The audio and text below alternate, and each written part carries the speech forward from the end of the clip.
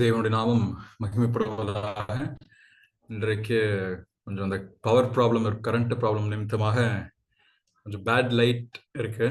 ஆகவே தயவாக அதனை பொறுத்துக் கொள்ளுமாறு கேட்டுக்கொள்கிறேன். நான் பேசுறது தெளிவா கேட்குது நான் நம்புறேன்.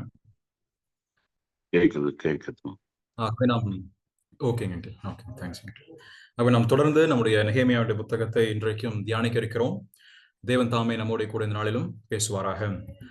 நம்ம கடைசியாக நாம் சிந்தித்து நிறைவு செய்தது நெகேமியாவின் புத்தகம் 7ஆம் அதிகாரம். நாம் தொடர்ந்து சிந்தித்து வருகின்றோம். கடந்த முறை நான் சொன்ன பிரகாரம் உங்களுக்கு ஞாபகம் இருக்கும் என்று நம்புகின்றேன்.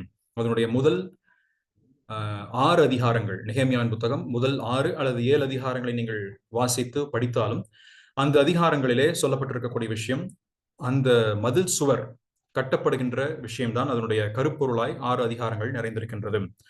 6ஆம் அதிகாரத்தினுடைய இறுதியிலே 15வது வசனத்தை வாசிக்கும் பொழுது மதிலானது 52 நாட்களுக்குள்ளாக கட்டி முடிக்கப்பட்டதாக சொல்லப்படுகிறது.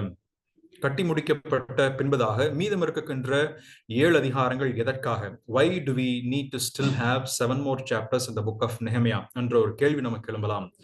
அப்பொழுதுதான் இந்த புத்தகத்திலே கர்த்தர் எதை நிறைவேற்ற வேண்டும் என்று விரும்புகிறார் என்பது நமக்கு தெரிய வருகிறது. நெகேமியாவின் புத்தகத்தை பொதுவாக நாம் சிந்திக்கின்ற பொழுது, பொதுவாக நாம் வாசிக்கும் பொழுது நம்முடைய மனதில் வரக்கூடிய நினைவு என்னவென்றால், இந்த மதில் கட்டப்பட வேண்டும், எருசலேமை சுற்றுமாக மதில் கட்டப்பட வேண்டும் என்பதுதான் நாம் நினைவிற்கு வரும். ஆனால் அதுவல்ல இதனுடைய முக்கியமான விஷயம். அதனுடைய நோக்கம் ஒன்று இருந்தாலும் கூட, கர்த்தருக்கு மதிலை காட்டிலும் இந்த ஜனங்களுடைய வாழ்க்கை கட்டப்பட வேண்டும், இந்த ஜனங்கள் ஆவிக்குரிய விதத்திலே கட்டப்பட வேண்டும் என்பதுதான் மிகப்பெரிய ஒரு முக்கியமான நோக்கமாக இருக்கிறதை நான் ஏற்கனவே உங்களுக்கு சொல்லி இருந்தது ஞாபகம் இருக்கும் என்று நம்புகின்றேன். ஆகவே நீங்கள் இந்த புத்தகத்தினுடைய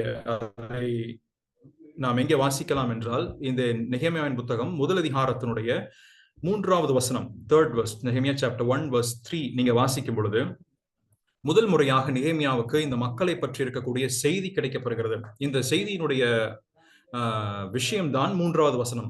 முதல் அதிகாரம் 3வது வசனத்தை வாசிக்கும் பொழுது, the remnant there in the province who had survived the exile is great trouble and shame. இதுதான் ஒரு முதல் விஷயமாக இருக்கிறது. இரண்டாவது தான் சொல்லப்படக்கூடிய செய்தி, எருசலேமுடைய மதில்கள் இடிந்து கிடைக்கக்கூடியதாகவும் அதனுடைய வாசல்கள் அக்னியால் சுட்டரிக்கப்பட்டதாகவும் கிடக்கிறது. ஆகவே இந்த புத்தகத்தை இந்த வசனத்தின் அடிப்படையில் இரண்டாக பிரித்தது உங்களுக்கு ஒருவேளை ஞாபகம் இருக்கலாம். முதலாவதாக இவருடைய வாழ்க்கை நிந்தைக்குள்ளாக இருக்கிற, தமிழில் மிகவும் தெளிவாக அங்கே சொல்லப்படும் பொழுது, தேசத்தில் மகா தீங்கையும் நிந்தையையும் அனுபவிக்கிறார்கள். ஆகவே இவருடைய வாழ்க்கை இடிந்து கிடக்கக்கூடிய ஒரு வாழ்க்கையாக இருக்கிறது. எந்த விதத்திலும் இவருடைய ஆவிக்குரிய வாழ்க்கை மேம்படவே இல்லை. இவருடைய ஆவிக்குரிய வாழ்க்கை முற்றும் சீர்குலைந்து போன நிலைமையிலே காணப்பட்ட விதத்தில் நெகேமியாவுக்கு செய்தி இப்பொழுது வந்தடைகின்றது. வந்தடைந்ததை கேள்விப்படுகிறார். கேள்விப்பட்ட உடனே 2 நோக்கத்துடன் நெகேமியா இப்பொழுது புறப்பட்டு தன்னுடைய தேசத்திற்கு செல்கிறார். ஒன்று, இந்த மதில் முதலாவதாக கட்டி எழுப்பப்பட வேண்டும், ஜனங்கள் பாதுகாப்பாக இருக்க வேண்டும்.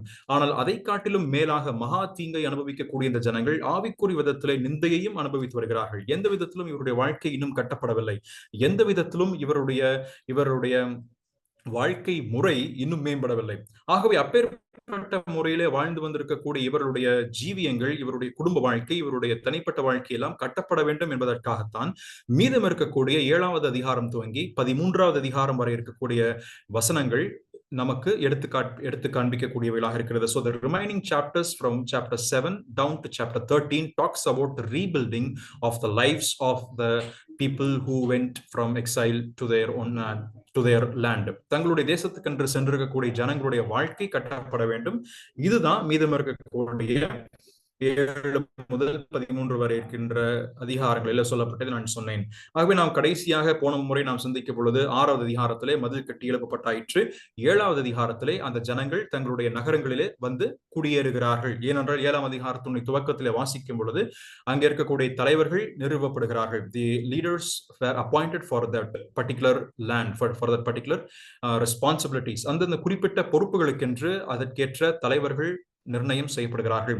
அந்த அப்பாயின்மெண்ட் மிக மிக தெளிவாக கடந்த முறை நாம் சந்தித்தோம். அப்பாயின்மெண்ட் என்பது புதிதாக இன்றைக்கு புதிய ஏற்பாட்டினுடைய சபைக்கு கொடுக்கப்பட்டதல்ல, மாறாக பழைய ஏற்பாட்டிலேயே இப்பேற்பட்ட ஒரு அப்பாயின்மெண்ட், இப்பேற்பட்ட குறிப்பிட்ட பொறுப்புகளிலே, குறிப்பிட்ட நிலைமைகளிலே, குறிப்பிட்ட தகுதியை உடையவர்களாக இருக்கக்கூடிய நபர்கள் அந்த பொறுப்பை வகிக்கிறார்கள், வகிக்க வேண்டும் என்றும் சொல்லி தேவன் அவர்களுக்கு ஏற்ற நிலைமையிலே சொல்லப்பட்டிருப்பதை நாம் கடந்த முறை நாம் 7வது அதிகாரத்திலே நாம் தியானித்தோம். அதனுடைய 7வது அதிகாரத்தினுடைய செகண்ட் பார்ட்ல நீங்க வாசிக்கும் பொழுது big list of the genealogy, big list of the list of people has been given. ஒரு பெரிய ஒரு பெயர் பட்டியல் கொடுக்கப்பட்டிருக்கிறது. அந்த பெயர் பட்டியலை வாசிக்கும் பொழுதும் அதில் திரும்பி வந்தவர்கள் எஸ்ரா 2ஆம் அதிகாரத்தில் சொல்லப்பட்டிருப்பதை போல அதே பெயர் பட்டியலை இங்கே நாம் வாசிக்கின்றோம். அதே பெயர் பட்டியல் தான் இங்கே கொடுக்கப்பட்டிருக்கிறது. அதுல யாரெல்லாம் இணைந்திருக்கிறார்கள்? குடும்ப தலைவர்கள் இருக்கிறார்கள். அது மட்டுமல்லாமல் அங்கே ஆசாரியர் இருக்கிறார்கள், லேவியர் இருக்கிறார்கள், பாடகர் இருக்கிறார்கள், சாதாரண ஜனங்கள் இருக்கிறார்கள். எல்லாரும் சேர்ந்த ஒரு கூட்டமாக இருப்பதுதான் இஸ்ரவேல் என்னும் தேசம். அதை நாம் பார்க்கும் பொழுது புதிய ஏற்பாட்டினுடைய அடிப்படையில் சிந்திக்க வேண்டுமானால் நமக்கு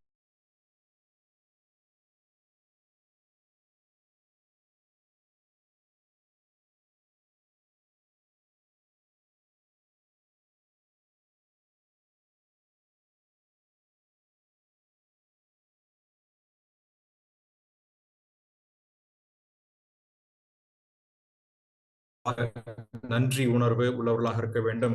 அதைத்தான் அந்த 7வது அதிகாரத்தினை கடைசியில நாம் தியானித்து நிறைவு செய்தோம். இன்றைக்கு நாம் வாசிக்கக்கூடிய 8வது அதிகாரம், இதைத்தான் நாம் சிந்திக்கின்றோம். ஆனால் 8வது அதிகாரம் ஒரு வாரம் எடுக்க வேண்டும் என்றுதான் நினைத்ததுண்டு. ஆனால் 8வது அதிகாரத்தை நாம் அப்படி தியானிக்க முடியாது. ஒருவேளை நீங்கள் வாசித்தவர்களுக்கு தெரியும், 8வது அதிகாரம் ஒரு மைய அதிகாரமாக இருக்கு. It is one of the central chapters of the book of Nehemiah, because it talks about the importance of the word of God. தேவனுடைய வார்த்தையினுடைய முக்கியத்துவத்தை, அதனுடைய மைய பகுதியை, அது எவ்வளவு மிகப்பெரிய மாற்றத்தை ஜனங்களுடைய வாழ்க்கையிலே கொண்டு வரும் என்பது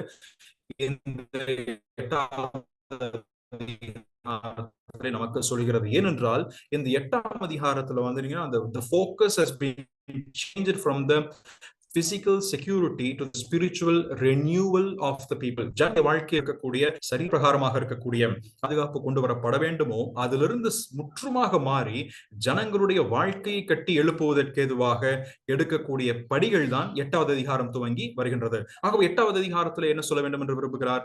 ஜனங்களுக்கு போதிக்க வேண்டும். எதை கொண்டு போதிப்பது? நம்முடைய சொந்த முயற்சியா, அல்லது நம்முடைய மனதில் ஏற்படக்கூடிய எண்ணங்களா, அல்லது நம்முடைய எண்ணங்களுக்கு தோன்றிய சிந்தனைகளை ஜனங்களுக்கு சொன்னால் போதுமானதா, அல்லது இந்த நாட்களில் இருப்பதை போல மோட்டிவேட்டிங் தாட்ஸ், ஜனங்களுக்கு உத்வேகப்படுத்தக்கூடிய சிந்தனைகள் போதுமானதா, அல்லது டெய்லி தாட்ஸ், அனுதினமன்னா என்று இருப்பதை போல இருக்கக்கூடிய விஷயத்தை சொன்னால் போதுமானதா? அப்படி இருக்கும் என்று சொன்னால் முற்றுமாக வித்தியாசமானதாய், தவறழைத்து போனதாய் காணப்படும். ஆனால் பிரியமானவர்களே, மிக மிக தெளிவாக பரிசுத்த ஆவியானவர் இங்கே எழுதி வைத்திருக்கின்ற விஷயம் என்னவென்றால், இங்கே தேவனுடைய வார்த்தை ஜனங்களுடைய வாழ்க்கையை கட்ட உபயோகிக்கப்படுகிறது என்பதுதான். nothing less than the word of God. The word of God has been the pivotal force or the fulcrum in bringing out the revival in the people of God. தேவனுடைய ஜனத்துடைய வாழ்க்கையிலே நாம் பார்க்கும் பொழுது வேறு எந்த யுக்தியும் அல்ல. தேவன் வேற எந்த யுக்தியையோ பயன்படுத்தி நுட்பமாக நவீன காலத்தினுடைய சிந்தனைகள், நவீன காலத்தினுடைய யுக்திகள் இப்படி இருந்தால் ஜனங்கள் மாறுவார்கள், இப்படிப்பட்ட முறையிலே மாற்றங்களை கொண்டு வந்தால் ஜனங்கள் திருந்தி விடுவார்கள் என்றெல்லாம் கர்த்தருக்கு ஒரு சிந்தையே இல்லை. என்றைக்குமே அவர் ஜனங்களுடைய வாழ்க்கை கட்டப்பட வேண்டுமானால், if the life of every believer of God has to be revived again, it is only through the word of God. இதைத்தான் 4000 ஆண்டுகளுக்கு முன்பதாக நடைபெற்ற இந்த சம்பவத்தில், மன்னிக்கும் 2500 ஆண்டுகளுக்கு முன்பதாக நடைபெற்ற சம்பவத்திலும் தேவன் நமக்கு ஏதுவாக எழுதி வைத்திருக்கிறார். 8வது அதிகாரமானது ஜனங்களுக்கு இன்ஸ்ட்ரக்ட் பண்ணப்படுகிறது. 9ஆம் அதிகாரத்தை நீங்கள் வாசிக்கும் பொழுது it is the confession of the sin, அவருடைய ரிப்பெண்டன்ஸ், அவருடைய மனம் திரும்புதலுக்கு ஏதுவாய் தங்களுடைய பாவ அறிக்கையை அவர்கள் செய்கிறார்கள். 10 முதல் 12ஆம் அதிகாரம் வரைக்கும் நீங்கள் வாசிக்கும் பொழுது it is about the dedicating the walls, இந்த மதில் சுவரை அவர்கள் அர்ப்பணிக்கிறார்கள். அர்ப்பணம் உள்ள ஒரு அதிகாரம். 13வது அதிகாரத்திலே அவர்களுக்கு ஒரு கிளென்சிங் ஆஃப் த ஃபெலோஷிப், இருக்கக்கூடிய ஐக்கியமானது, அங்கே ஒரு சுத்திகரிப்பினுடைய பணி நடைபெறுகின்றது. இதுதான் 13வது அதிகாரம். ஆனால் இந்த 8வது அதிகாரத்தை நீங்கள் வாசிக்கும் பொழுது உங்களுக்கு சற்று வித்தியாசமாக தெரியும் என்று தான் நம்புகிறேன். ஏனென்றால் இந்த அதிகாரத்தை நீங்கள் வாசிக்கும் பொழுது 2 முக்கியமான கதாபாத்திரங்கள் இணைந்திருக்கிறார்கள். There are 2 important characters that are to be found and to be noted in this particular chapter, in the chapter 8. ஒன்று அங்கே வாசிக்கக்கூடிய நெகேமியா பிரதானமான ஒரு நபர். நாம் அறிந்தவண்ணமாக அவர் ஒரு தலைவர். he is a leader who has been leading the people for all the 7 chapters. ஆனால் இங்கே 7வது அதிகாரத்துல 8வது அதிகாரத்துல வாசிக்கும் பொழுது there are also one of the other character, Ezra என்று சொல்லக்கூடிய நபரும் இங்கே வருகிறார். நாம் எஸ்ரான் புத்தகத்தை தியானித்திருக்கிறோம். எஸ்ரா என்று சொல்லக்கூடிய ஆசாரியனும் வேதபாரகன், வேதத்திலே தேறின ஒருவராக இருக்கக்கூடிய ஒரு நபர் தான் இங்கே 8வது அதிகாரத்தில் வருகிறார். அவரை தான் இந்த பிரசங்கிப்பதற்காக அழைக்கிறார்கள். நெகேமியா மற்றும் இருக்கக்கூடிய மற்ற எல்லா ஜனங்களும் கூடி வந்த பொழுது இந்த எஸ்ராவை தான் பிரசங்கிப்பதற்காக அழைக்கிறார்கள். they are inviting Ezra to preach from the word of God. இதைத்தான் இங்கே நடக்கின்றது. எப்பொழுது நடைபெறக்கூடிய விஷயம்? 7வது மாதம் நாம் 7வது அதிகாரத்தினுடைய கடைசி வசனத்தை வாசிக்கும் பொழுது நாம் என்ன வாசிக்கின்றோம்? 7th chapter அதனுடைய லாஸ்ட் வேர்ஸ்ல நீங்க வாசிச்சீங்கன்னா 7வது அதிகாரத்தினுடைய 73வது வசனத்தை நீங்கள் வாசிக்கும் பொழுது ஆசாரியரும் லேவியரும் வாசல் காவலாளரும் பாடகரும் ஜனங்களில் சிலரும் நிதிநீமியரும் இஸ்ரவேலர் அனைவரும் தங்கள் தங்கள் பட்டணங்களில் குடியேறினார்கள். 7ஆம் மாதமான போது இஸ்ரவேல் புத்திரர் தங்கள் பட்டணங்களில் இருந்தார்கள் என்று வாசிக்கின்றோமே. ஆகவே இந்த 7ஆம் அதிகாரத்திலே கடைசியில சொல்லப்படக்கூடிய இந்த பட்டணங்களில் குடியேறினார்கள்.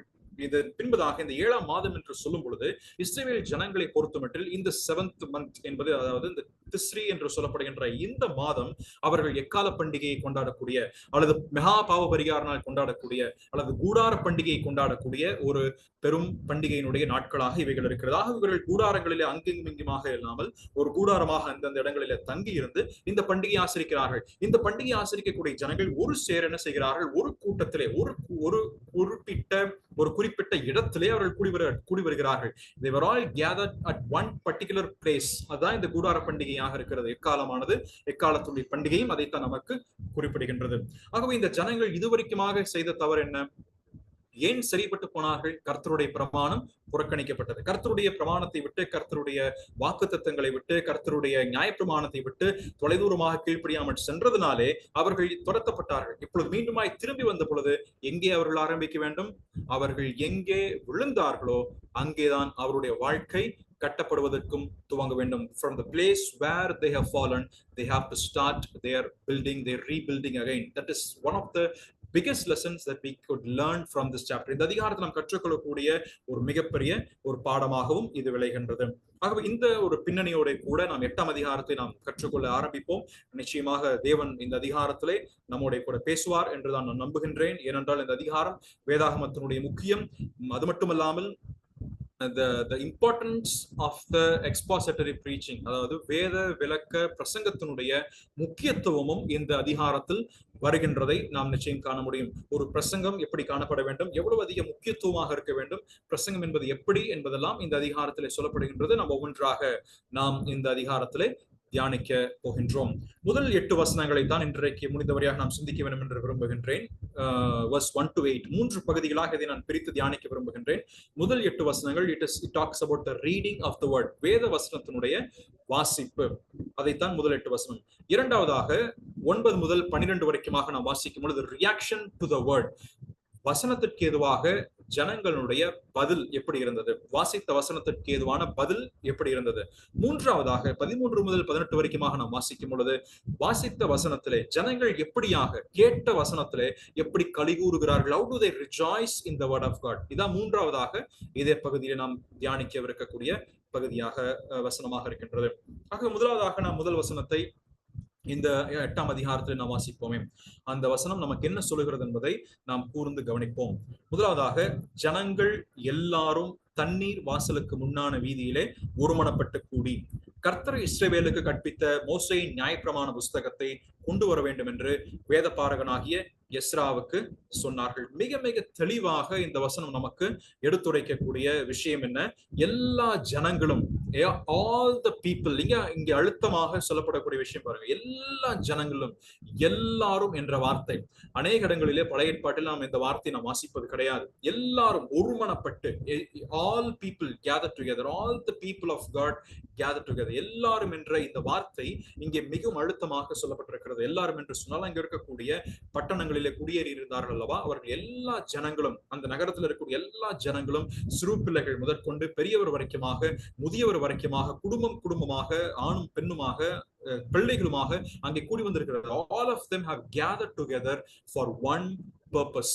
எதற்காக அவர்கள் கூடி வந்திருக்கிறார்கள்? The verse very clearly says that they asked the scribe to bring the book of the law of Moses. மோசேயினுடைய நியாயப்பிரமாண புத்தகத்தை ஐயா தயவு செஞ்சு கொண்டு வாங்க. இதுதான் அவருடைய விண்ணப்பமாக இருக்கிறது. நீங்க இந்த எல்லாரும் என்று வாசிக்கின்றோமே, இதை நீங்கள் வாசிக்கும் பொழுது இதே அதிகாரத்தில் எத்தனை முறை நீங்கள் வருகிறதை பாருங்க. ஏறக்குறைய 10 முறை இந்த எல்லாரும், all the people என்ற வார்த்தை வருகின்றது. 1வது வசனத்துல வாசிக்க முடியும், 3வது வசனம், அப்புறம் 5வது வசனத்திலேயே 3 முறை. நீங்க வேணாலும் அந்த 5வது வசனத்தை வாசிச்சீங்கன்னா, வேத பார்க்கிறவன் எஸ்ரா அதற்கென்று மரத்தால் செய்யப்பட்ட பிரசங்க பீடத்தின் மேல் நின்றான், அவன் அண்டையில் அவனது வலது பக்கம், மன்னிக்கும் 5வது வசனத்திலே எஸ்ரா சகல ஜனங்களுக்கும், அப்புறம் சகல ஜனங்களும் காண அதை திறந்த போது ஜனங்கள் எல்லாரும். ஆகவே நீங்க வாசிங்க, ஜனங்கள் எல்லாரும் இந்த வார்த்தை அடிக்கடி இந்த அதிகாரத்தில் ஏற்படைய 10 முறை, almost 10 times the word all the people has been used here. Chapter 8 verse 1, verse 3, verse 5, அதே போல verse 6, verse 9, verse 11, verse 12. இந்த எல்லா வசனத்திலையும் 10 முறை இந்த வார்த்தை எல்லாரும் என்ற வார்த்தை பயன்படுத்தப்பட்டிருக்கிறது. மட்டுமல்லாமல் நீங்கள் ஒரு சில டிரான்ஸ்லேஷன், சம் ஆஃப் த டிரான்ஸ்லேஷன்ஸ்ல இந்த எல்லாரும் என்ற வார்த்தைக்கு பயன்படுத்தப்பட்டிருக்கக்கூடிய சில வார்த்தைகள், அதனுடைய மூல பாஷையினுடைய அர்த்தத்திலே சில வார்த்தைகள் பயன்படுத்திருக்கிறது. அப்படின்னா as one man, all the people gathered as one man. ஒரு மனுஷனை போல, ஒரு மனுஷன் ஒரு இடத்துல, நீங்க இங்கிலீஷ்ல நீங்க வாசிச்சாலும் all the people gathered as one man, மிக தெளிவாக இந்த வசனம் சொல்லி as one man. அப்படின்னா ஒரு கூட்டமாக இருக்கக்கூடிய மக்கள் பலதரப்பட்ட ஏறக்குறைய ஒரு 5 லட்சம் பேர் நம்ம வச்சுக்கலாமே, 5 லட்சம் இருக்கக்கூடிய ஜனங்கள் ஒரு மனுஷனை போல அங்கே கூடி வந்திருக்கிறார்கள். இது எவ்வளவு மிகப்பெரிய ஆச்சரியமான ஒரு சிந்தனையாக இருக்கிறது என்று நாம் பார்க்க வேண்டும். ஏனென்றால் இந்த ஒற்றுமைதான் ஜனங்களை கட்டி இணைக்கக்கூடியதாக இருக்கிறது. நீங்கள் வேத புத்தகத்திலே பல இடங்களிலே, குறிப்பாக பழைய ஏற்பாட்டை மட்டும் நான் இன்றைக்கு சொல்லுகிறேன். நீங்கள் நியாயாதிபதிகள் புத்தகம் 6ஆம் அதிகாரம் 16வது வசனம், Judges chapter 6 verse 16 வாசிக்கும் பொழுது இவர்கள் என்ன செய்கிறார்கள்? மீதியானருக்கு எதிராக யுத்தம் செய்ய போகிறார்கள். Against Midianites they are going to fight it. அப்பொழுது யுத்தம் செய்ய போகும்பொழுது எப்படி போகிறார்கள்? as one man, ஒரு மனுஷனாக நின்று போகிறார்கள். அப்பொழுது என்ன நடைபெற்றது? ஒன்றாக நின்று, ஒற்றுமையில அவர்கள் போகும் பொழுது they fight in unison, they fight as one man and the complete victory has been brought. அப்பொழுது ஆண்டவர் என்ன செய்கிறார்? இந்த ஜனத்தின் மேலே ஒரு பரிபூர்ணமான, ஒரு முழுமையான ஒரு வெற்றியை தருகிறார். அதான் நாம் வாசிக்கின்றோம். they went as one man and the victory has been retrieved. Judges chapter 20 verse 8, நியாயாதிபதிகள் 20ஆம் அதிகாரம் 8வது வசனத்தை நீங்கள் வாசிக்கும் பொழுது and all the people arose as one man, ஒரு மனுஷனை போல எல்லா ஜனங்களும் ஒருமிக்க ஒரு சேர நின்றார்கள். அதிலே குறிப்பாக சொல்லும் பொழுது none of us will go to his tent and none of us will return to his. அதுல ஒரு மனுஷனும் கூட தன்னுடைய கூடாரத்துக்கு போக மாட்டான், தன்னுடைய வீட்டுக்கு போக மாட்டான். ஏனென்றால் அவருடைய ரெஸ்பான்ஸ் என்னன்னா, they are in response to sin and injustice. தங்கள் மத்தியில் இருக்கக்கூடிய பாவத்தின் நிமித்தமாக அல்லது ஏற்பட்டிருக்கக்கூடிய அநியாயத்தின் நிமித்தமாக ஜனங்கள் இப்பொழுது அதற்கு பதில் சொல்கிறார்கள். ஆகவே அதற்கு பதில் சொல்லும் பொழுது எல்லாரும் ஒருமிக்க சேர்ந்து, all of them gathered together and say that no, we are committing ourselves for against this sin and injustice among us. நம்மத்திலே காணப்பட்ட இந்த பாவத்திற்கு எதிராக ஒருமிக்க ஒரு சேர நிற்கிறோம். அதே போல எஸ்ராவினுடைய புத்தகம் 3ஆம் அதிகாரம் 1வது வசனத்தை நீங்க வாசிக்கும் பொழுதும் அவர்கள் ஆராதிக்க துவங்குகிறார்கள். they are starting to worship. ஆராதிக்க துவங்கும் பொழுதும் as one man, ஒரு மனுஷனாக அவர்கள் கூடி நிற்கிறார்கள். 133ஆம் சங்கீதத்தினுடைய நமக்கு எல்லாருக்கும் தெரிந்த விஷயம் தான், அங்கே தெரிந்த ஒரு பாடல் தான் அது. 133வது சங்கீதத்துல சங்கீதக்காரன் சொல்லும் பொழுது, இதோ சகோதரர் ஒருமித்து வாசம் செய்வது எத்தனை நன்மையும் எத்தனை இன்புமாக இருக்கிறது. சகோதரர் ஒருமித்து வாசம் செய்வது, all the brothers and sisters and gather together and in unison, and that kind of a unity is more than anything else. எல்லாவற்றை காட்டிலும் மிக மிக மேலானதாக இருக்கிறது. பிரியமானவர்களே, நாம் கற்றுக்கொள்ளக்கூடிய பாடம் என்னவென்றால், பலதரப்பட்டிருக்கக்கூடிய மக்கள், பல்வேறு பின்னணியை சார்ந்திருக்கக்கூடிய மக்கள், பல்வேறு குழுவிலே சார்ந்திருக்கக்கூடிய மக்கள். நான் இதனை சொல்லும் பொழுது நீங்கள் 7வது அதிகாரத்தில் வரக்கூடிய பட்டியலை சற்று நீங்கள் கவனித்து பாருங்கள். அங்கே ஆசாரியர் இருக்கிறார்கள், there are priests, there are leaders, there are laymen, there are builders, there are ordinary people, there are rich, there are poor, there are middle class people, there are various groups of people in the chapter 7, but they were all gathered together as one man. அங்க இருக்கிற எல்லா மனுஷரும் ஒரு சேர ஒரு மனிதனாக நிற்கிறார்கள். இது எப்படிங்க சாத்தியம்? இது எப்படி சாத்தியம்? இன்றைக்கு நாம் இருக்கக்கூடிய 150 பேர் இருக்கிறோம். ஆனா 150 பேருக்கு பார்த்தால் பலதரப்பட்ட நீ பெருசா நான் பெருசா இதுவாக இருக்கின்ற ஒரு சில நேரங்களில் கருத்து வேறுபாடுகள் வருகிறது. ஏன் அந்த கருத்து வேறுபாடுகள் இந்த மக்களுக்கு இல்லையா? லட்சத்திற்கும் அதிகமாக இருக்கக்கூடிய மக்கள் அங்க ஒன்று சேர்ந்து கூடியிருக்கிறார்கள். பிரியமானவர்களே, அதுதான் தேவன் இந்த மக்கள் மத்தியிலே அவர்கள் கொண்டு வந்திருக்கக்கூடிய ஒற்றுமையாக இருக்கிறது. வித்தியாசமான ஜனங்கள் இருந்தாலும், வித்தியாசமான பின்னணியை சார்ந்தவர்களாக இருந்தாலும், வித்தியாசமான அவர்களுடைய வாழ்க்கையின் அனுபவங்கள் இருந்தாலும், கர்த்தர் இவர்கள் மத்தியிலே ஒற்றுமையை கொண்டு வரும் பொழுது, கர்த்தர் இவர்கள் மத்தியிலே செயல்படும் பொழுது, அல்லது இன்னொரு வேதத்திலே சொல்ல வேண்டுமானால் கர்த்தர் செயல்படுவதற்கு அனுமதிக்கும் பொழுது, when we allow ourselves and commit ourselves and dedicate ourselves to the work and the hand of God to be work among us, then there will be unity. This cannot be produced by us. நாம் இதற்கு எதுவாக வாங்க நாளையிலிருந்து நம்ம எல்லாரும் ஒற்றுமையாக அமைதியாக இருந்தோம்னா வெற்றி பெற்று விடுவோம். அப்படியா? நிச்சயமாக நடக்காது. நம்ம எல்லாரும் அமைதியாக இருந்து விடுவோம், நம்ம எல்லாம் அப்படியே அமைதியாக இருந்தா ஆமன் சாமி போட்டோம்னா வெற்றி வந்துருமா? ஒற்றுமை வந்து விடுமா? நிச்சயமாக வராது. ஒரு மனுஷனை போல நம்ம நிச்சயமாக நிற்க முடியாது. Only when we allow ourselves to be in the hands of God, to be used by God, to be meant by God, to be molded by God, then only the victory will come. அப்பொழுது மட்டும்தான் வெற்றி வரும். கர்த்தராலே நாம் பயன்படுத்தப்படுவதற்கு, கர்த்தராலே நாம் உபயோகப்படுத்தப்படுவதற்கு, கர்த்தராலே நாம் பக்குவப்படுத்தப்படுவதற்கு, கர்த்தராலே நாம் வணைவதற்கு ஒப்பு கொடுக்கும் பொழுது மட்டும்தான் நடைபெறும். புதிய ஏற்பாட்டுக்கு நாம் வரும் பொழுது, சீஷர்களை பார்க்கும் பொழுது, ஆண்டவர் இயேசு கிறிஸ்து பரமேறி செல்வதற்கு முன்பதாகவும் கூட ஜனங்கள் அந்த சீஷர்களை பார்த்தால் சீஷர்கள் என்ன சொல்கிறார்கள்? நீ பெருசா நான் பெருசா, ராப்போச்சனத்துடைய நேரத்துல நான் தான் ஆண்டவருக்கு மிக நெருக்கமான என்றெல்லாம் நீ பெரியவன் என்று நான் பெரியவன் என்று போட்டி இருந்தது. ஆனால் அப்போஸ்தலர் நடவடிக்கைகள் 2ஆம் அதிகாரத்தை வாசிக்கும் பொழுது பரிசுத்த ஆவியானவர் கொடுக்கப்படுகிறார். When the Holy Spirit was given to them, their all differences have gone away. இதற்கு முன்பதாக இடி முழக்கத்தினுடைய சகோதரன் என்று சொல்லப்பட்ட யோவானும், அதே போல முந்திரிக்கொட்டை என்று நாம் அதிகமாக சொல்லக்கூடிய பேதுருவும் இணைந்து செல்கிறார்கள். Both of them can never go together. இருவரும் பாத்தீங்கன்னா ஒன்னா போவே முடியாது. அப்படிப்பட்ட சூழல் தான் இதற்கு முன்பதாக. ஆனால் 2ஆம் அதிகாரத்துக்கு பின்பதாக பாத்தீங்கன்னா இவங்க 2 பேரும் கை கோர்த்துட்டு போறதை பார்த்து சீஷர்கள், நான் நினைக்கிறேன் சீஷர்களும் அதே போல அப்போஸ்தலரும் ஆச்சரியப்பட்டு இருப்பார். இது என்ன புது விதமா இருக்கு? இவர்கள் 2 பேரும் எப்படி இவர்கள் ஒரு மனுஷனை போல கை கோர்த்து செல்கிறார்கள்? இதற்கு முன்பதாக நம்ம இப்படி பார்த்ததில்லையே. ஆனால் பரிசுத்த ஆவியானவருடைய செயல்பாட்டிற்கு இருவரும் தங்களை அர்ப்பணித்து தங்களை ஒப்புக் கொடுக்கும் பொழுது, when they commit themselves to the work of the Holy Spirit in the New Testament, then the unity has come. 4ஆம் அதிகாரத்தை நீங்கள் வாசிக்கும் பொழுது ஒருமனப்பட்டு கூடி, ஒருமனப்பட்டு ஜெபித்து, ஒருமனப்பட்டு வெற்றி. 12ஆம் அதிகாரத்தை வாசிக்கும் பொழுது ஒருமனப்பட்டு ஜெபித்து, சபையார் ஒருமனப்பட்டு கூடி, ஒருமனப்பட்டு ஜெபித்து. இதெல்லாம் எப்படி நடைபெறுகின்றது? How all this could happen? Only when the people of God, the congregation of God, particularly the leaders and those who are in position, அதாவது ஸ்தானத்திலே வகிப்பவர்கள், பதவி வகிக்கக்கூடியவர்கள், உதவிக்காரரோ அல்லது ஊழியரோ அல்லது மூப்பர்களோ இருக்கக்கூடிய நபர்கள் ஒன்றிணைந்த பரிசுத்த ஆவியானவருடைய செயலுக்கு தங்களை அர்ப்பணிக்கும் பொழுது அவர்கள் ஒற்றுமையிலே, ஒருமையிலே அவர்கள் நிற்கக்கூடியவர்களாக, செயல்படக்கூடியவர்களாக, மிகப்பெரிய வெற்றியை, மிகப்பெரிய உயிர் மீட்சியை அனுபவிக்கக்கூடியவர்களாக இருப்பார்கள் என்பது இது நமக்கு எடுத்து காண்பிக்கிறது. அதுதான் இங்க நான் வாசிக்கக்கூடிய as one man they were all stood up. ஆனால் இந்த ஒன் மேன்ல வாசிக்கும் பொழுது இங்க நம்ம என்ன பார்க்கிறோம்? நெகேமியா 8:1 இந்த ஒன்று சேர்ந்து நிற்கக்கூடியவர்கள் எதற்காக நிற்கிறார்கள்? எதற்காக? for what purpose do they stand together? அவர்கள் நோக்கம் என்ன?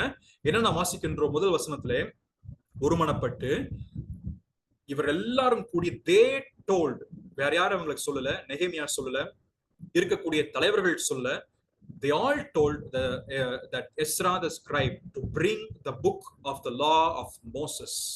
மோசேயினுடைய நியாயப்பிரமாணம் கொண்டு வரப்பட வேண்டும் என்று சொல்லி அவர்கள் சொல்லுகிறார்கள். இதை வேற யாரும் சொல்லல. ஆண்டவரே, எங்களுடைய வாஞ்சை இப்ப என்னன்னா, ஜனங்களுடைய வாஞ்சை, இப்ப ஒற்றுமையாக்கப்பட்ட இந்த ஜனங்களுடைய, ஒரு மனுஷனாக நிற்கக்கூடிய இந்த ஜனத்துடைய வாஞ்சை, பட்டணங்களில் குடியேற இருக்கக்கூடிய ஜனத்துடைய வாஞ்சை என்னவென்றால், நாங்கள் தேவனுடைய வார்த்தையை கேட்கணும். We need to hear the word of God. We need to hear the word of God. எங்களுடைய வாழ்க்கையானது இப்பேற்பட்ட நிலைமையிலே நாங்கள் எங்களுடைய வீட்டையும் எங்களுடைய பட்டணங்களையும் சூறையாடுவதற்கு, எங்களுடைய நகரத்தையும் சூறையாடி போடுவதற்கு காரணமாக விளங்கினது என்ன தெரியுங்களா? நாங்கள் தேவனுடைய பிரமாணத்தை, எங்களுடைய முற்பிதாக்கள் தேவனுடைய பிரமாணத்தை புறக்கணித்து விட்டார்கள். Our forefathers have ditched the word of God. Our forefathers have completely neglected the word of God, and that is the reason reason that we have been cursed like this. இது போல நாங்கள் ஒன்றுமே இல்லாத ஆசீர்வாதமே இல்லாத ஜனங்களாக மாறி போனதனுடைய காரணம் தேவனுடைய பிரமாணங்கள் புறக்கணிக்கப்பட்டது. தேவன் எங்களுக்கு என்று எழுதி கொடுக்கப்பட்ட அவ்வளவு பொக்கிஷமான வேத வார்த்தைகளை நாங்கள் புறக்கணித்து விட்டோம். அது நிமித்தமாகத்தான் இந்த சாபம், இந்த குறிப்பிட்ட தண்டனை எங்களுக்கு வந்தது. எங்கள் வீடும் எங்களுடைய நகரமும் எங்களுடைய மதில்களும் எங்களுடைய மதில் சுவரும் இடிந்து போனதனுடைய காரணம் அதுதான். ஆகவே இதை கட்டி அமைத்த நேரத்தில் நாங்கள் மீண்டுமாக அதே தேவனுடைய வார்த்தையை கேட்க வேண்டும் என்று விரும்புகிறோம். We need to have the eagerness and the hunger and towards the word of God. இதைத்தான் அவர்கள் சொல்லுகிறார்கள். அவர்கள் சொல்லி என்ன சொல்லுகிறார்கள்? எங்களுக்கு எஸ்ராவை அனுப்புங்க, எஸ்ராவை அனுப்புங்க. எங்களுக்கு இதுவும் கொஞ்சம் ஆச்சரியமாக எனக்கு நான் படித்த பொழுது எனக்கு ஒரு சந்தோஷத்தை ஏற்படுத்தினது. ஏன் எஸ்ராவை கூப்பிடுறாங்க? இதுவரைக்கும் 6 அதிகாரங்கள் எஸ்ரா எங்கேயுமே படிக்கிறது கிடையாது, எங்கேயுமே நம்ம படிக்கிறது கிடையாது. ஆனா திடீரென்று 8ஆம் அதிகாரத்தில் எஸ்ராவை கூப்பிடுகிறார்.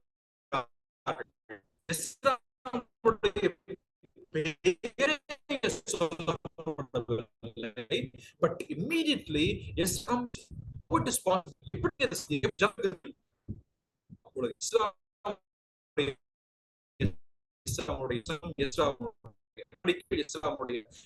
எல்லாவற்றையும் ஜனங்கள் இதுவரைக்கும் ஒன்று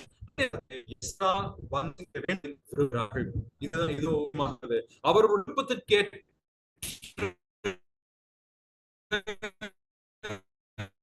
நிலைமையில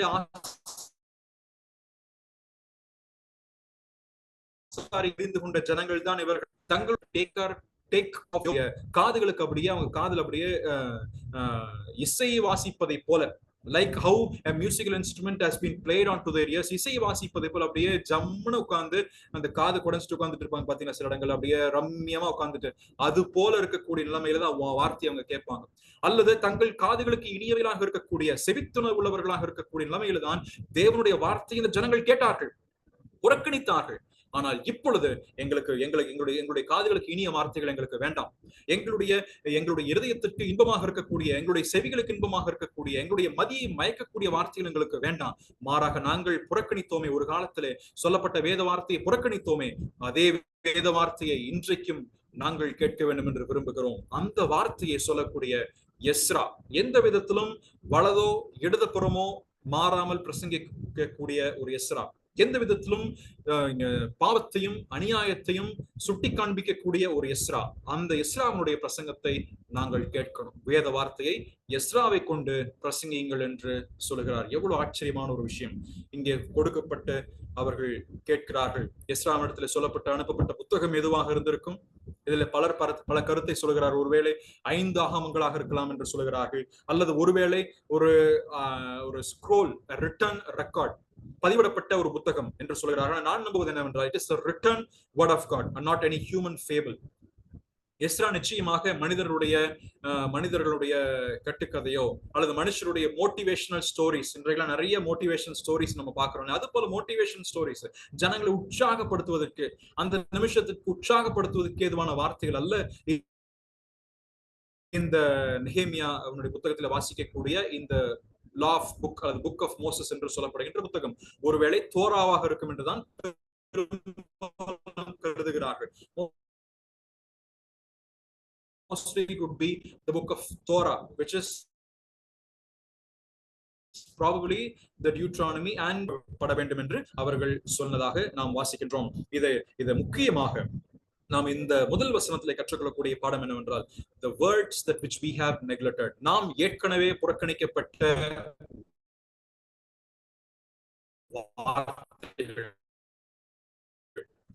உண்மையாகவே விஷயம் என்னவென்றால், உண்மையாகவே நாம் ரட்சிக்கப்பட்டு உண்மையாகவே கர்த்தரிடத்திலே மனம் திரும்பின ஜனங்களாக இருப்போம் என்று சொன்னால், if at all we have a renewed heart in ours, or if we have the real salvation, உண்மையான முறையிலே நாம் ரட்சிக்கப்பட்டிருப்போம் என்று சொன்னால், உண்மையாகவே தேவன் நம்முடைய வாழ்க்கையிலே செயல்பட்டு நம்முடைய வாழ்க்கையிலே ஒரு ரீஜெனரேஷன் எக்ஸ்பீரியன்ஸ் இருந்திருக்கும் என்று சொன்னால், we will love the scriptures. There is no other way. நாம் நிச்சயமாக தேவனுடைய வார்த்தையை நாம் நேசிப்போம். அப்போஸ்தலர் நடவடிக்கைகள் 9ஆம் அதிகாரத்தில் என்ன வாசிக்கின்றோம்? அங்கே பவுலுடைய கண்கள் திறக்கப்பட்டு அவர் ஜெபிக்கிறார். ஜெபித்து முடித்த பின்பதாக 2 ஆண்டுகள் 2 years he was studying the word of God. 2 ஆண்டுகள் அப்போஸ்தலரோடு சேர்ந்து அங்கே பவுல் என்ன செய்கிறார்? அரேபிய நாட்டிற்கு சென்று வேத வசனங்களை கற்றுக்கொள்கிறார். எவ்வளவு ஒரு எடுத்துக்காட்டு நமக்கு இருக்கின்றது. ஒன்றுக்கு நீங்கள் தாவீதுடைய வாழ்க்கையில பார்க்கும் பொழுதும் ஒவ்வொரு நாளும் தேவனுடைய வசனத்தை அதிகமாக நேசிக்கக்கூடிய ஒருவராக இருந்தார். ஏதோ சும்மா வார்த்தை கேட்டு போவதல்ல, தேவனுடைய வசனத்தின் பேர்ல தியானமாக இருந்து அதனை கற்றுக்கொண்டு அதன் பேரில் அனுதினமும் படிக்கக்கூடிய தியானிக்கக்கூடிய ஒரு மனுஷனாக இருக்கிறார். பிரியமானவர்களே, இந்த பாடம், இந்த ஜனங்கள் கேட்டிருக்கக்கூடிய இந்த விண்ணப்பம் நம்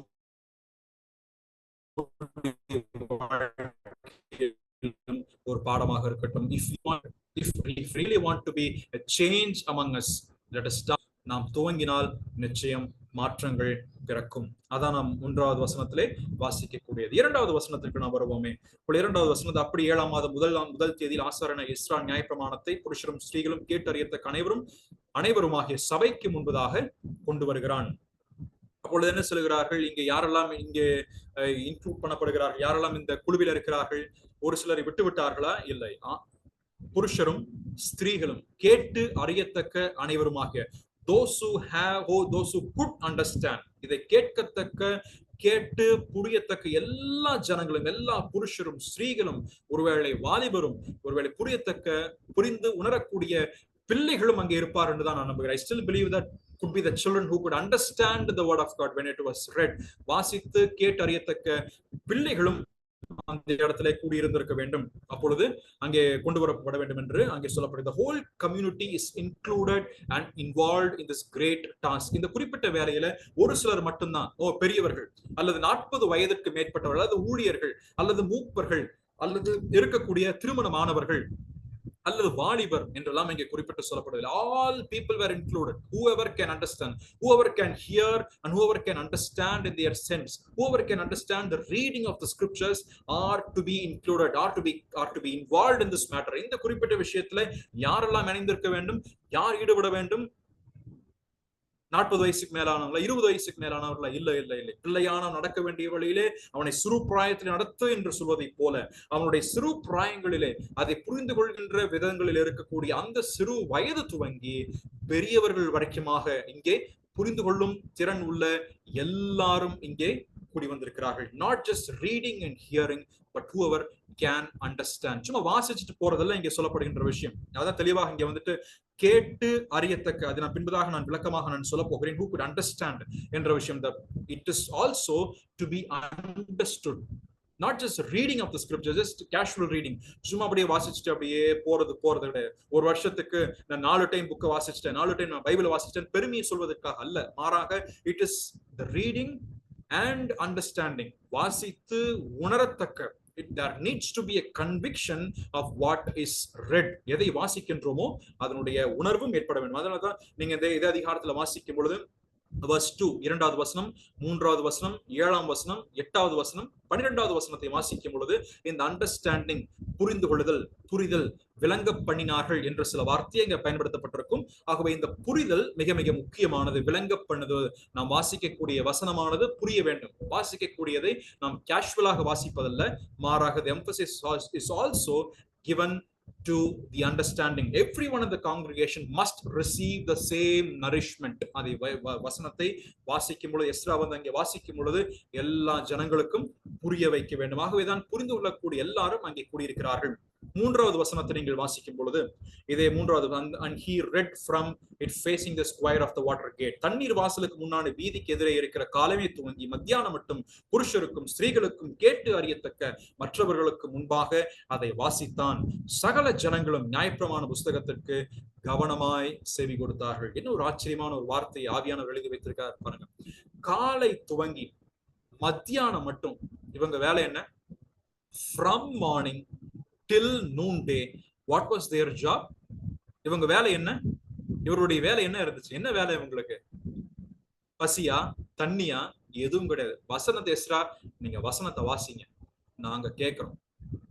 நீங்க பாட்டுக்கு வாசிங்க, நாங்க பாட்டுக்கு கேட்க. இன்னைக்கு ஜூம் மீட்டிங் இருக்கிறது போல பெரும்பாலும் ஜூம் மீட்டிங் நடக்கிறது என்ன?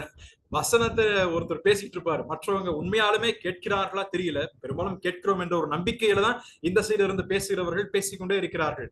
ஆனால் அப்புறத்திலிருந்து கேட்பவர்கள் இவ்வளவு இன்றைக்கு 19 பேர் நாம் இந்த ஜூம்ல கூடியிருக்கின்றோம்.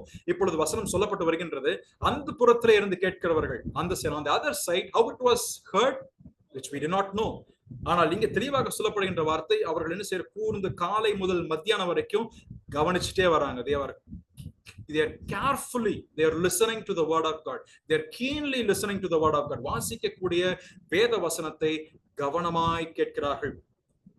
இந்த வார்த்தை they were very attentive to the book of the law. வாசிக்கக்கூடிய வசனத்தை கவனமா கேட்கிறாங்க. ரொம்ப their ears are all attentive, their senses are all open.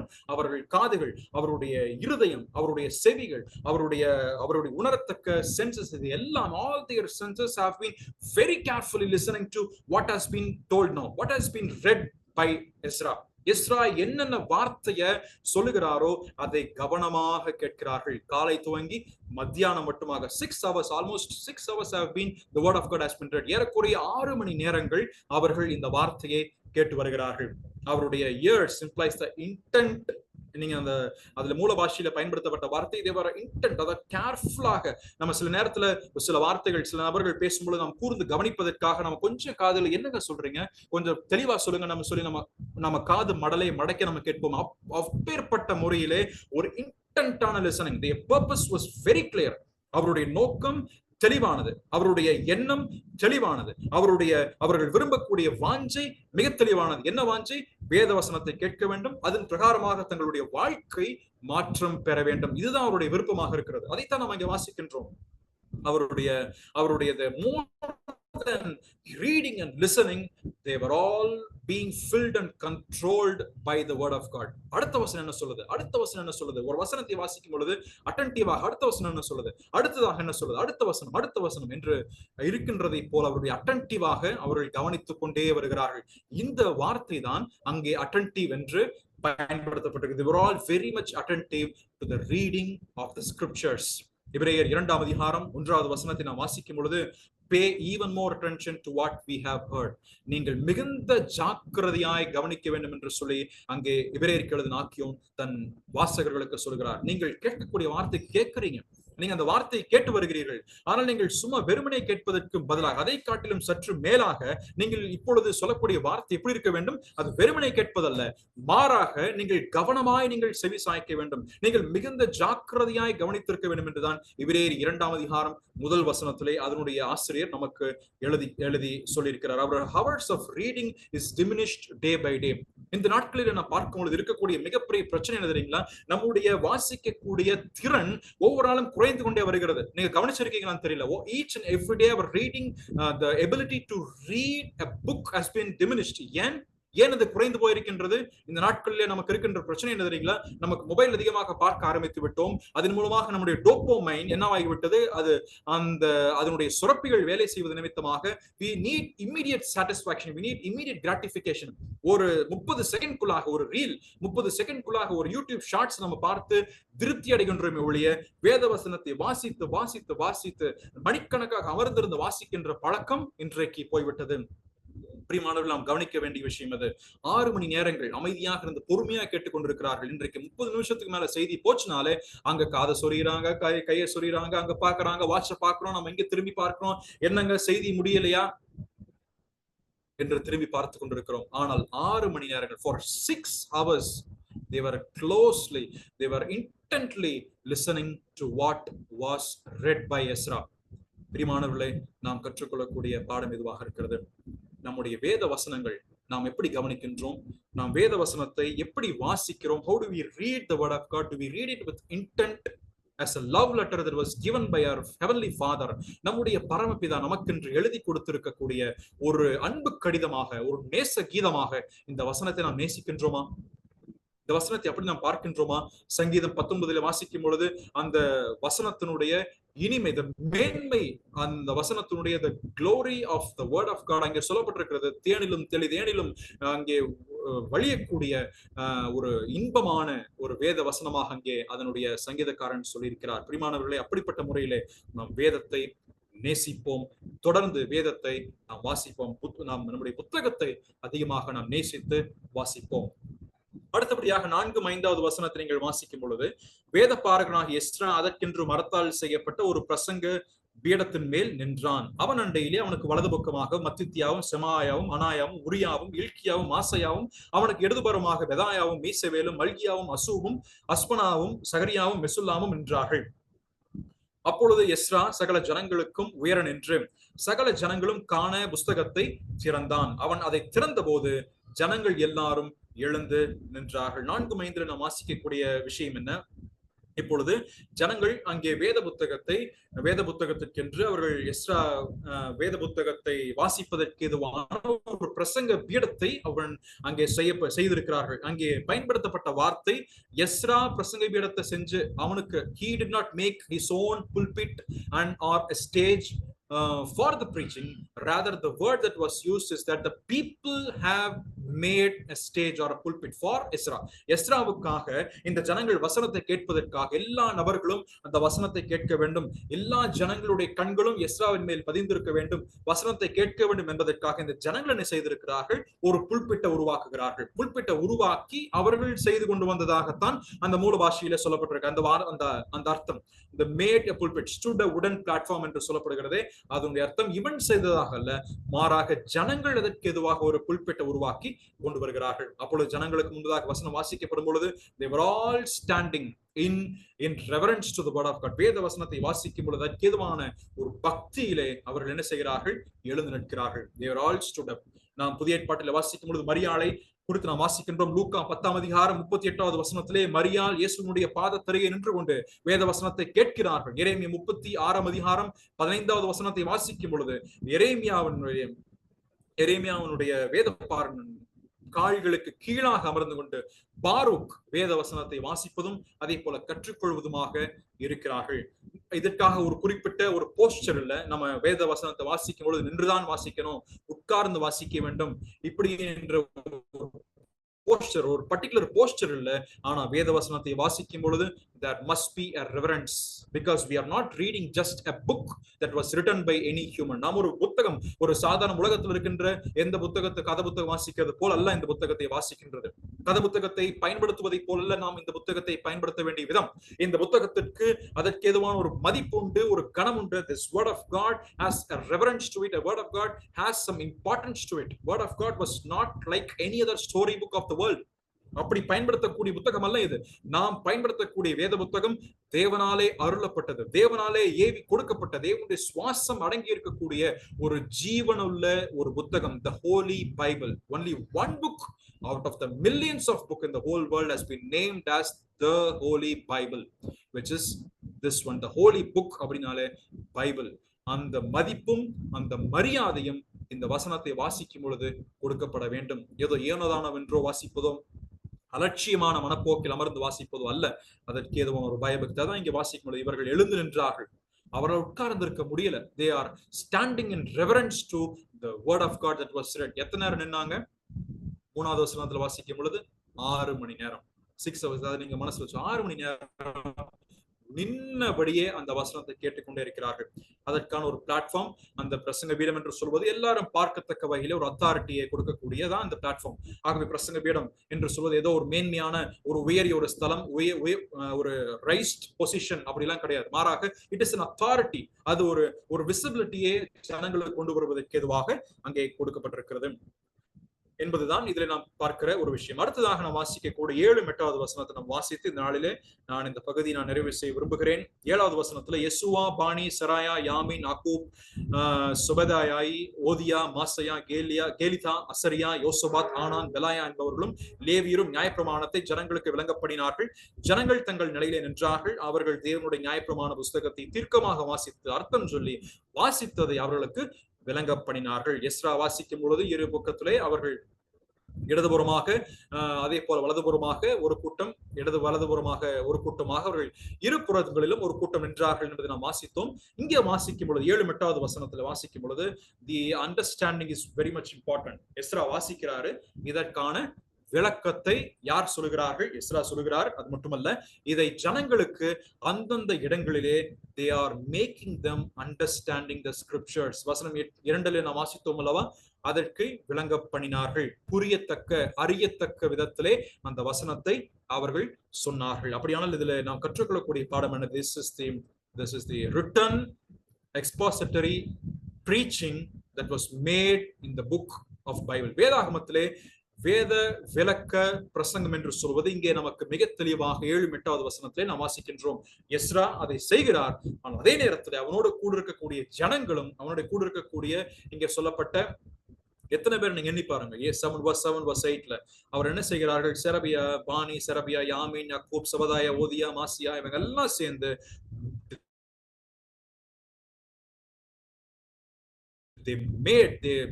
to make the people understand the scriptures. அவர்கள் வேத வசனத்தை புரிந்து கொள்ளும்படியாக அவர்கள் அர்த்தம் சொல்லி வாசித்ததை அவர்களுக்கு விளங்க பண்ணினார்கள். பிரியமானவர்கள், இங்கேதான் மிக முக்கியமான ஒரு பாடம் இருக்கின்றது. இதனுடைய 8 வசனத்துடைய சாராம்சம், அதனுடைய பிழிச்சாறு, அதனுடைய ஃபல்க்ரம் இங்கேதான் அமைந்திருக்கிறது. வாசித்த வசனத்திற்கு அர்த்தம் சொல்லுகிறார்கள். They make them understand. எப்படி பண்ணினார்கள்? It is the utmost ministry, utmost duty of a preacher or a minister to make people understand. சும்மா பிரசங்கம் பண்ணிட்டு போவதோ அல்லது வேத வசனத்தை வாசித்து போவதோ அல்ல முக்கியம். இங்க வாசிக்கும் பொழுது இங்க நான் வாசிக்கக்கூடிய வசனம் என்ன, வார்த்தை என்ன, அங்க தெளிவாக சொல்லும் பொழுது அதனுடைய விளங்க பண்ணினார்கள். ஜனங்கள் தங்கள் நிலையிலே நின்றார்கள், ஜனங்களுக்கு விளங்க பண்ணினார்கள். Helped the people to understand the law. நீங்க 2ஆம் வசனம் 8வது வசனம் பின்பதாக வாசிக்கும் பொழுது அதே நாம் வாசிக்கின்றோம். They made them understand. சும்மா வாசித்து இதுங்க இதுதான் அர்த்தங்க இதுதான் என்று சொல்லி போவதில்லை. தெளிவாக அவர்களுக்கு புரிய வைக்க வேண்டும். ஜனங்களுக்கு புரிய வைக்காமலேயே எப்படி அவர்கள் தெரிந்து கொள்வார்கள்? சத்தியத்தை ஜனங்களுக்கு எடுத்துரைக்கும் பொழுது இதுதான் சத்தியம் என்று பொத்தம் போக்காக அல்லது மேம்போக்காக அல்லது சூப்பர்ஃபிஷியலாக மேலோட்டமாக சொல்வதெல்லாம் முக்கியம். அவர்களுக்கு அதனுடைய ஆழங்களுக்கு எடுத்து சென்று அதனுடைய சத்தியம் என்ன குறிப்பிடுகின்றது, இதனுடைய அர்த்தம் என்ன, இதை ஏன் இங்கே ஆண்டவர் குறிப்பிட்டு வைத்திருக்கிறார், இதனுடைய காரணம் என்ன என்பதை எடுத்து சொல்லக்கூடிய முறையிலே இந்த ஆசாரியர்கள் உடன் இருக்கக்கூடியவர்கள் எஸ்ராவும் இங்கே ஜனங்களுக்கு இருக்கிறார்கள். இதுதான் மிக முக்கியமாக இருக்கிறது. அப்படியானால் இங்கிருந்து நாம் கற்றுக்கொள்ளக்கூடிய பாடம் என்னவென்றால், it is the utmost ministry of or the duty of a ministry is beyond preaching the words. சும்மா 1 மணி நேரம் பிரசங்கம் பண்ணுங்கன்னு சொன்னா சும்மா வந்து பிரசங்கம் பண்ணுவதல்ல. Preaching is not a game. Preaching is not a game to entertain. Preaching is not an entertainment to entertain people. எனக்கு அநேக வருஷங்களுக்கு முன்பதாக நம்முடைய காலம் சென்ற மூத்த அப்பச்சன் கேபி மேத்யூ சொன்னது எனக்கு ஞாபகம் இருக்கின்றது. ஒரு முறை அவர் சொல்லும் பொழுது, பிரசங்கம் என்று சொல்வது ஒரு 45 நிமிஷம் நம்முடைய கரங்களில் கொடுக்கப்படும் என்று சொன்னால், the 45 minutes is not something to entertain people. The 45 minutes you are using the 45 minutes of every person who are listening to you. 150 பேர் சபையில கூடியிருக்கிறார் என்று சொன்னால் 150 பேருடைய 45 நிமிஷமும் உன்னுடைய கரத்துல கொடுக்கப்பட்டிருக்கிறது. How are you utilizing the 45 minutes? அந்த 45 நிமிஷத்தை எப்படி பயன்படுத்துகிறோம்? அந்த 1 மணி நேரமும் 45 நிமிஷமும் எப்படி பயன்படுத்துகிறோம்? How do we utilize the 45 minutes or 1 hour that is given to our hands? Is it a joke that we are making standing on the pulpit and entertaining people?